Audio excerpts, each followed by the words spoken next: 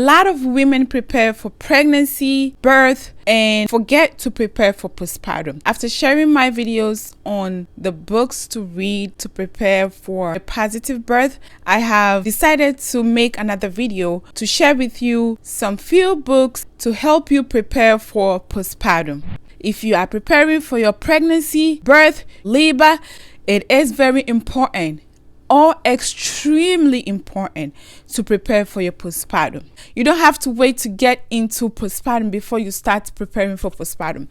This is the time when you are pregnant is the time you prepare for postpartum. When you are trying to be pregnant is the time to prepare for pregnancy. When you are almost about to get married is the time to start thinking about your fertility journey. There's time for everything. You don't have to wait for something to happen before you try to play catch up. No.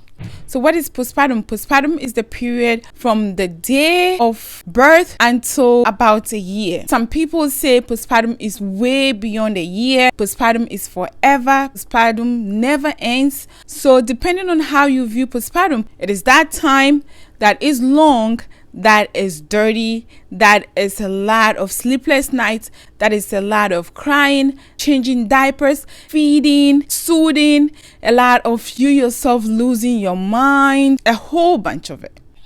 This book, first 40 days. So the first 40 days in Chinese tradition is like the postpartum period that when you give birth, you would spend the whole 40 days, the first 40 days indoors, getting some warmth. You won't touch anything, you won't do anything, you won't get busy. The only thing you do is to eat, to be in bed, feed your baby, and there is your mom there is your sister there is your auntie there who is going to cook for you, serve you, take care of the baby. I think it's the same thing growing up. In my Ghanaian culture, you would be in the room, but I don't remember if it is 40 days or how many days, but that's what they do. You'll be in the room. Even when you get up to go and get something for yourself, there will be an elderly woman who will be like, go sit, go and put on some slippers. You would be cold. Put on some dress. You would whatever. And like that. Right? And they will give you the food like tuozafi with some hot soup and egusi soup with some bitter leaves and stuff like that. And they will tell you to eat it warm so that you'll be warm. Eat all the soup so that you will get more milk, good milk to feed your baby. That's the same thing, right? So this book is really good. A lot of people recommend it. A lot of doulas recommend it. A lot of women who work around women and support women recommend this book as well, the first 40 days. And I have attended some workshops and some talks that the guest was the author. She speaks very good and knows what she's talking about. And it's this book, the book is amazing. Like I said earlier, we don't pay attention to the fourth trimester. That's the postpartum period. We pay attention to the first trimester, the second trimester, the third trimester, but the fourth trimester, nobody talks about it. But nowadays, there's a lot of mention about the fourth trimester, that's the postpartum. And this book goes into detail about a lot of things. How to prepare your nursing station, how to prepare yourself when you give birth, how to heal, how to recover, when you tear, what you need to do. You don't have to suffer through it. There are a whole lot of ways you can help yourself to recover faster and to heal. And it talks about a lot of traditional Chinese medicine. The information is excellent. It talks about pelvic floor health, period health. It talks about a lot of things, and breast health, how to seek help when you are postpartum. And a lot of us have found ourselves in the West that the culture is different from the culture that we already know. We know that before, when somebody gives birth, there are a lot of family members, elderly women who come to help you. You will not be doing anything for some few days, some few weeks, until even into months, right? You will be in the house and they will take care of you, boil water for you to warm yourself up with bath and massage yourself up with bath and sit on the water, like seat bath nowadays, that's what they call, or womb steaming. Even though we don't put herbs in it, I've seen that people put herbs. What the recommendation is to put herbs in it for the steam to get into the area around there and warm you up, right? So she recommends a whole lot about it, and she recommends the food to eat and a lot of it. So before, they'll cook you the food, they'll put a lot of spices and herbs that support breast milk. So you see that your milk is like boom, boom, boom, boom. Nowadays, a lot of people give birth, they cannot even figure out breastfeeding. It's a challenge because we've thrown out our culture and we've accepted or adapted some culture that is not ours. That is really giving us a bit of problems and is not really helping. So this book really talks about going back to the tradition and paying attention to what is important, how you can heal and how you can rest and getting some warmth and all of that.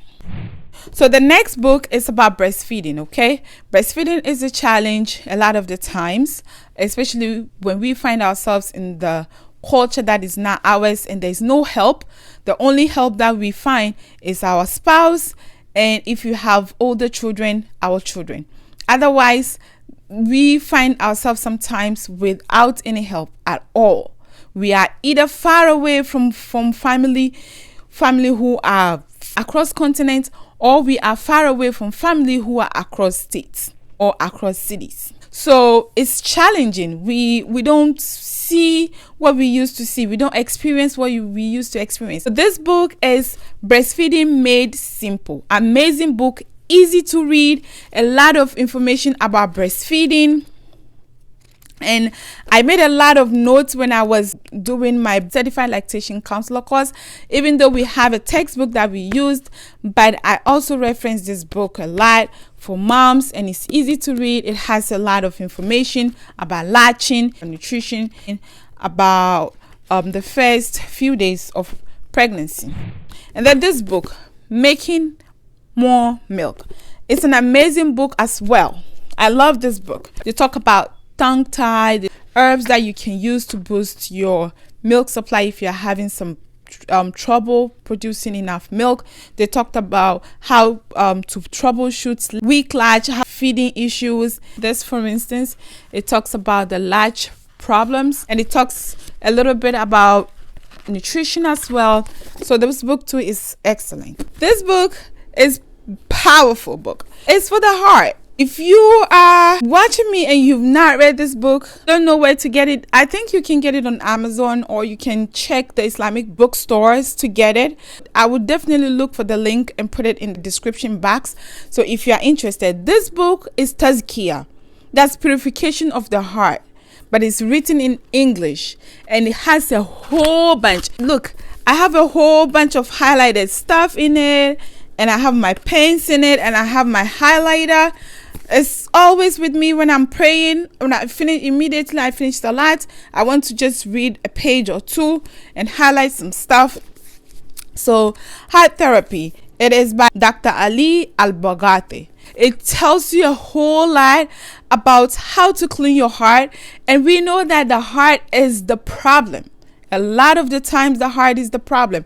When we give birth, we are with our partners, and then the heart and the mind starts to fidget a little bit and start to tell us so many things, and we start to like, okay, he's not helping, he's not doing this, she's not meeting her marital responsibilities, he doesn't understand. But listen, if you bring Allah first and you pay attention to what you can control, make everything, put it in his hands. Boom. Just surrender and give it to him. That's all you can do. And pay attention to what you can control. That's all it is. So Tazkiyah will not only help you, it is not really like specific to postpartum, pregnancy and all of that, but it is for the heart. And the heart, this thing, don't play with it. You have to always clean it the way you take a bath every day. You have to always clean the heart too. And this book one of the books that is very, very helpful for cleaning the heart, inshallah. So heart therapy.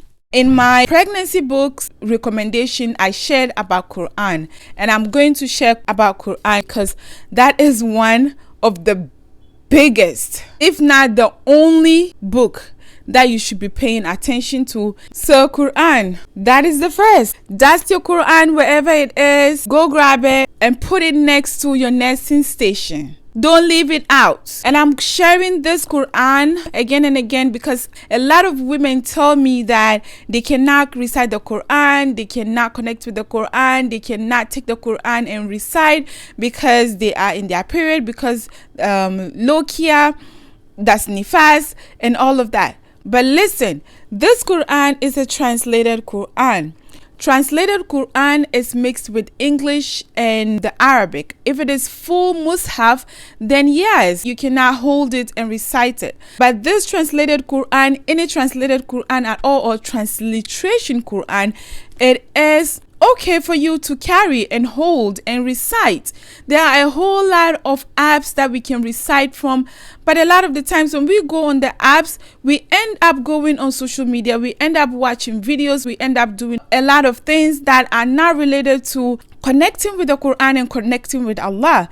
So it is very, very important that you give Allah special time, not special time on your phone, special time from his book, right? So Quran, that's the first book. I will keep sharing it and I will keep mentioning it. I know how Quran has changed my life, parenting and parenting strategies. I know how Quran has brought some peace, a lot of peace in my heart. So I will keep sharing Quran to sisters. I would not be quiet. Every time I would share, inshallah, because I truly feel like connecting with Allah when you are postpartum is even more essential. Okay, very, very essential. That's the time that, Ya Rab, we need you. We need you to help us to get through that stage of newborn, the infancy, and then we go into the stage of toddlerhood. That's the stage that tantrums start, and then we go into the stage of kids, we go into the stage of teenage. Parenting is forever. Ya Rabbi, please help us. Just in case you are looking to read something to get prepared for your postpartum, or to get prepared for somebody else's postpartum, to support somebody else, these are excellent book. You can choose from there, or choose the milk book and the postpartum book and the Islamic book. But then you know that Quran recitation is not an option. Okay, I will end it here. If you have any questions, please put it in the comment section below. I'm gonna link all the books in the description box. I'm gonna also link to the video of the pregnancy books recommendation that I did. Don't forget to hit the subscribe button and join the family. We'll be happy to have you here to share this video to any mama who you think will benefit from. Until I see you next time, be in the best of health and iman. Assalamu alaikum.